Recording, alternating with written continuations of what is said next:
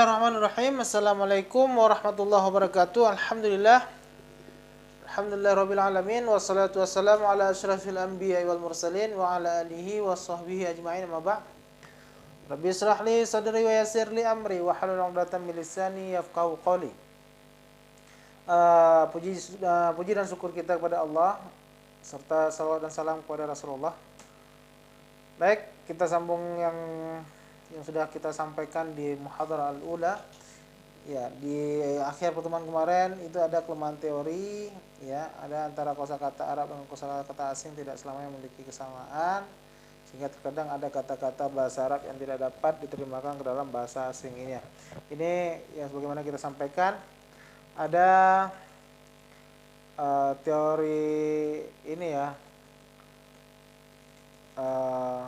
Teori dasar penerjemahan, ada terjemah al-harfiyah yang dipelopori oleh Yahya bin Al-Batrik, Ibnu An-Naim Al-Hinsam. Teori ini menerjemahkan ya.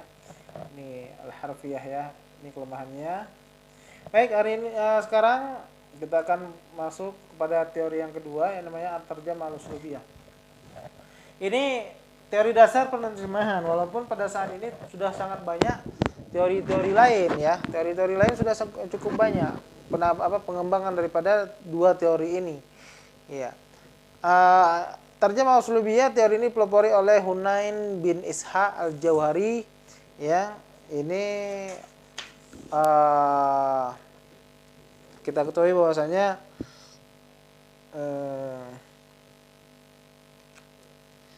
ya, keduanya ini merupakan pakar tarjamah di Baghdad ya, di Irak pada tahun 809 sampai dengan 873. Teori ini menerjemahkan secara global umum isi dari suatu naskah dari bahasa asing ke dalam bahasa Arab, meskipun berbeda susunan kalimatnya. Teori inilah yang diakui sebagai teori yang paling baik dari teori yang lain ya. Karena teori ini kita sampaikan ini baik dan benar dan enak ketika kita baca. Kalau orang menerjemahkan dengan teori ini, maka hasil terjemahannya itu enak dibaca, mudah dipahami.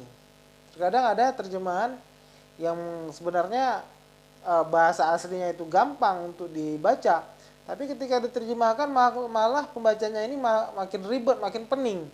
Nah, ini kenapa? Ini adalah ada kesalahan dalam metode penerjemahan. Ya, nah ini. Ya.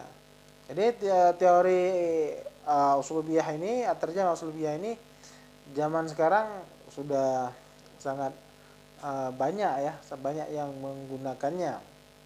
Seperti itu.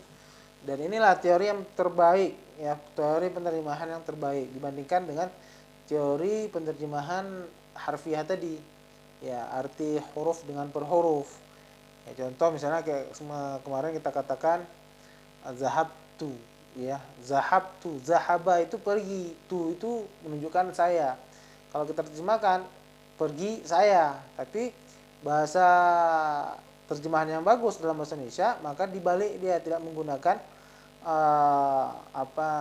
struktur bahasa Arab, tetapi kita tetap menggunakan struktur bahasa Indonesia karena yang kita terjemahkan bahasa sasarannya adalah bahasa Indonesia. Baik, kemudian proses penerjemahan secara sederhana. Yang pertama, penerjemah memulai dengan memahami teks bahasa sumber. Ini saya sampaikan teorinya sebentar ya, secara garis besar tentang teori penerjemahan ini, nanti insya Allah kita akan praktekkan ya. Penerjemahan memulai dengan memahami teks bahasa sumber. Jadi kalau adik-adik mahasiswa ingin menerjemahkan sesuatu, maka pahami dulu. Gak bisa langsung, oh ini teks. Gak paham langsung terjemahkan. Gak bisa, pahami dulu teks itu. Arahnya kemana. Kalau begitu kita memang sudah paham bahasa sumbernya, baru kita terjemahkan. Dimana tugas utamanya adalah untuk menentukan pengertian teks sumber tersebut. Iya. Penerjemah harus mampu mencari lambang yang tersembunyi di balik teks tersebut. Dia dapat menemukan semua itu dengan meneliti kata-kata, ya, kalimat-kalimat dan frasa-frasa. Baik. Sebentar. Oke. Ya. Selanjutnya, begitu ia yakin bahwa ia telah menguasai isi dari teks bahasa sumber tersebut, ia akan merekonstruksi kembali pengertian yang sama itu ke dalam bahasa sasaran, bahasa penerima, dengan memperhatikan pula siapa yang akan bacanya. Contoh, misalnya kita menerjemahkan buku cerita bergambar, ya, kita terjemahkan. Apakah kita menggunakan mufradat-mufradat yang sering dipakai oleh mahasiswa? Saya rasa enggak, karena buku bergambar ini lebih identik yang menggunakan ataupun yang mempelajarinya adalah anak-anak SD. Ya, anak fi marhalah al-asasiyah. Jadi ketika kita menggunakan istilah-istilah yang terlalu tinggi dalam menerjemahkan itu, di sini letaknya kesalahan. Maka seorang penerjemah itu harus juga mengetahui, oh ini yang akan mempelajari ataupun yang akan membaca terjemahan saya ini siapa? Konsumennya siapa? Iya, penggunanya siapa? Pengambil manfaatnya siapa? Ini kita harus juga tahu. Ya, kemudian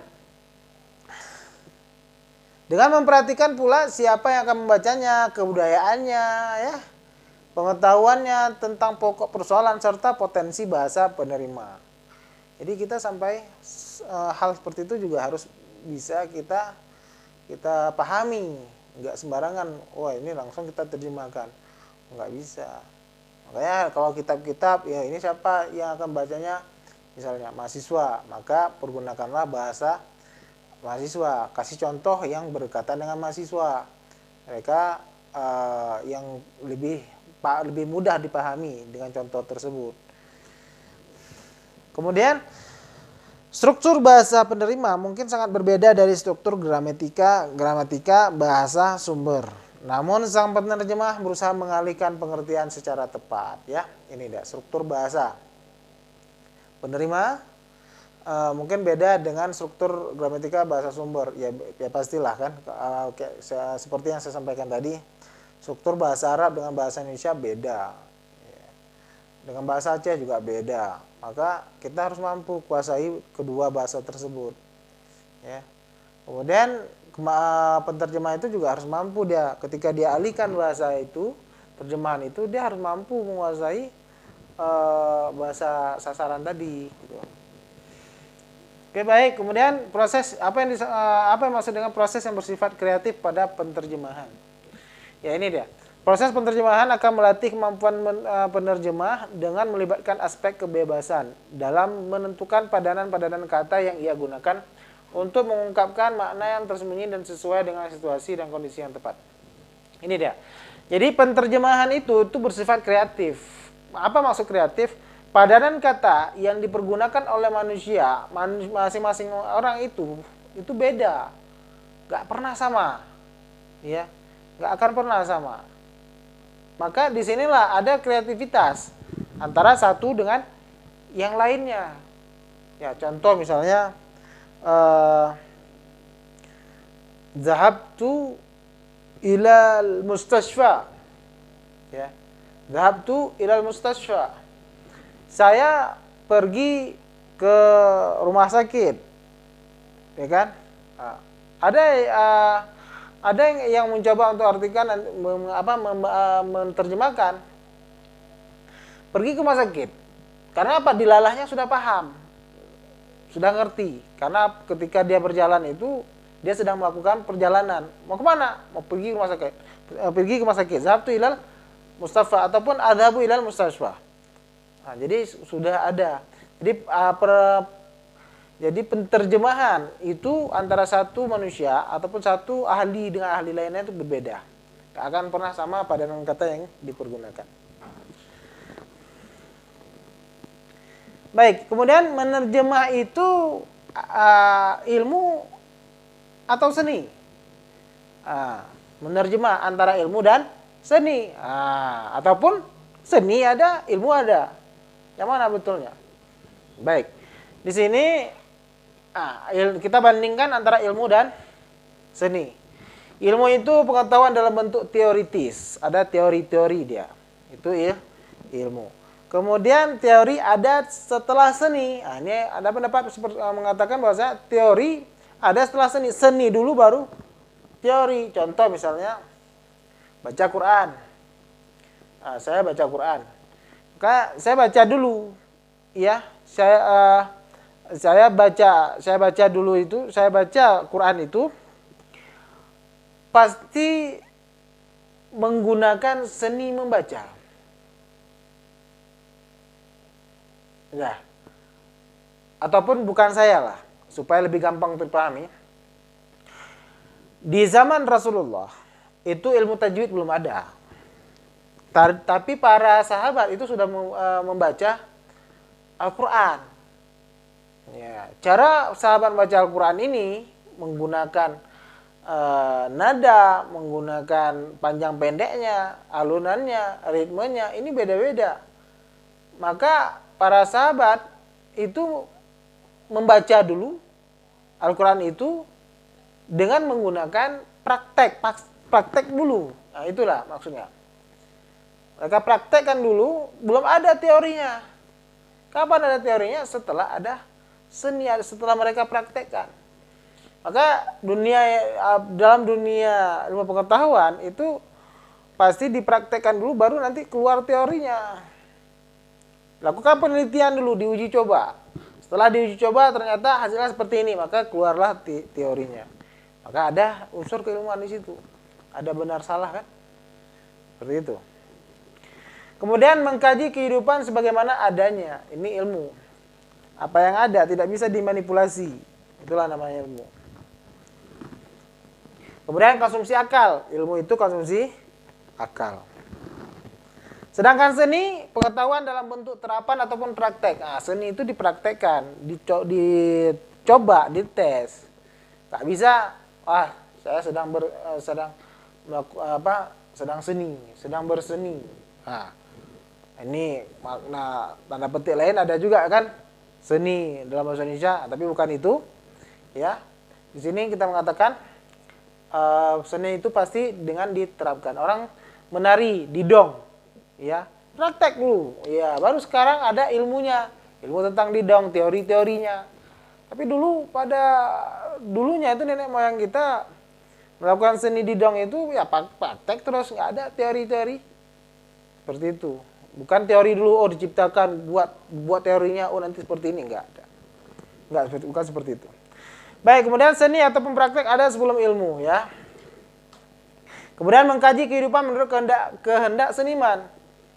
Nah ini, kalau seni itu kayak mana inginnya seniman, maka kayak gitulah seninya. Sekarang misalnya ada teman kita seorang seniman, itu coba lihat hasil seninya itu pasti ada kreatif, dia inovasi, dia ubah, pasti akan terus berubah, dinamis dia. Ya, karena bagaimana kehendakan seniman, dia menggunakan tidak menggunakan ini, tapi dia menggunakan rasa, ya. Ya ini konsumsi perasaan. Karena seni itu merupakan konsumsi perasaan, maka terkadang ketika seniman itu merasakan ini nggak bagus ya nampak seperti ini, maka dia ubah, apanya nggak enak, gerakannya ini nggak nyaman, dia ubah dengan gerakan lainnya.